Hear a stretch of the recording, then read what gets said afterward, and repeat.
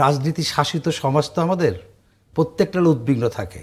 তো যারা এখন অন্তর্বর্তীকালীন সরকারে আছেন, এটা তাদের একটা হতাশার কথা তারা বলছেন। জি।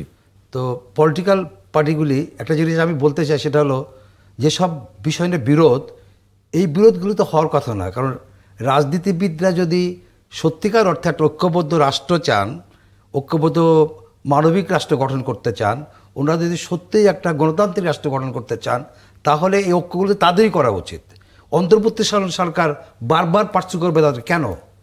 এটা কিন্তু একটা বিরাট ব্যাপার হয়ে দাঁড়াচ্ছে। আপনি দেখবেন যে আমাদের প্রতিবেশী ভারত, ওখানে দেখবেন যে তারা নিজেদের মধ্যে প্রতিনিয়ত নানা ইস্যুতে ঝগড়া করছে, কিন্তু কতগুলি ইস্যু আছে যেমন ইন্টারন্যাশনাল ইস্যুগুলিতে বলা লাগে না, তারা এক জায়গায় চলে আসে।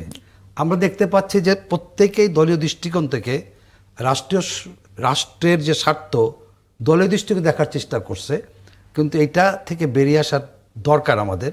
এবং আমি মনে করি যে আমাদের বিশেষ করে যে যাই বলুক না কেন, আলটিমেটলি কিন্তু পলিটিশিয়ানরা অনেক কথা বলেন, ঘুরে ফিরে কিন্তু তারা একটা সমঝোতায় যান।